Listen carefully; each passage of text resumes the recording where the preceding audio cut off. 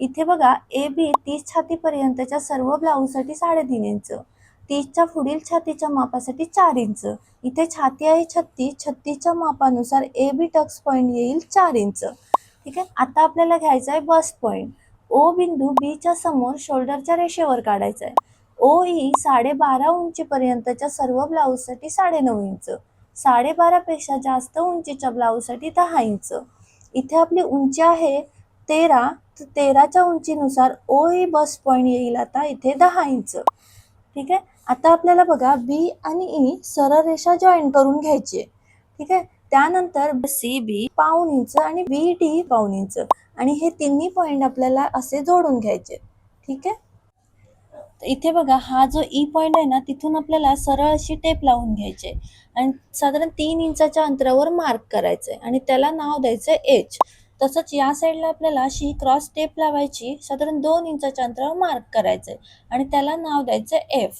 तसंच या साईडला सुद्धा आपल्याला 2 इंचाच्या अंतरावर मार्क करायचंय आणि त्याला नाव द्यायचंय जी.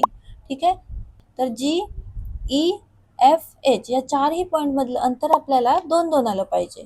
ठीक आहे. आता इथे टी आणि व्हीचा सेंटर काढायचंय, त्याला नाव द्यायचं आहे आय आणि आय पासून खालच्या साईडला पाव इंचाच्या अंतरावर टेप लावायचा आहे, त्याला नाव द्यायचं आहे जे आणि जे पासून खालच्या साईडला परत पाव इंच द्यायचंय आणि त्याला नाव द्यायचंय के आणि हे पॉईंट असे आपल्याला जोडून घ्यायचे. आता आपल्याला इथे बघा हा जो पी आहे ना, पी एस, तो आपल्याला 2 किंवा 2.5 इंचाचा घ्यायचा आहे. इथे मी 2.5 इंच घेतलाय, तुम्ही तुमच्या आवडीनुसार इथे घेऊ शकता.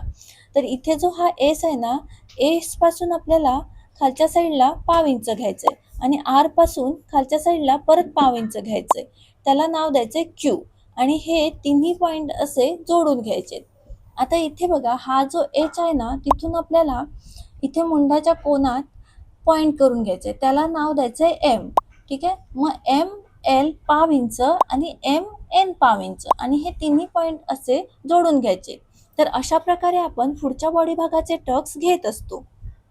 जर तुम्हाला याची पूर्ण व्हिडिओ बघायची असेल तर खाली दिलेल्या प्ले बटनावर क्लिक करा.